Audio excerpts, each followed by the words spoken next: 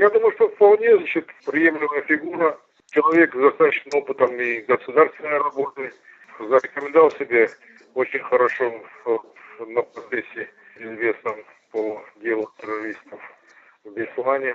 Из хорошей семьи, нигде таких, скажем, компрометирующих, значит, поступков не совершал. Если он окажется хорошим менеджером, нет необходимости иметь какую-то специальную подготовку. Вот. Я не думаю, что произошли какие-то изменения разительные в руководстве республики. Я думаю, что, значит, сохранят свои места те специалисты и руководители, которые зарекомендовали себя. Он проходит, в принципе, на неплохую базу, подготовленную для нее предыдущим, значит, правительством. Я думаю, что если развивать то, что уже наработано, то я думаю, что это будет самый верный путь. Я думаю, что, значит, если не будет никаких форс-мажорных обстоятельств, то это уже так заведено, что, значит, тот, кого, значит, представляет в качестве исполняющего обязанности, тот чаще всего и, значит, занимает тот пост, на который он предназначен. Но жизнь, она изобилует всякими неожиданностями, я не хотел бы никаких других неожиданностей, но с большим процентом вероятности, да, значит, я думаю, что в сентябре, если я опять повторяю, что не будет никаких форс-мажорных обстоятельств,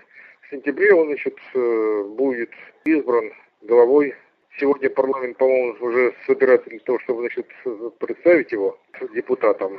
Но с завтрашнего дня уже для него начнется обычный рабочий день. И я думаю, что, значит, он был в здании не так далеко от сегодняшнего здания, поэтому, значит, климат ему не повредит новый. А политический климат он будет создавать самому.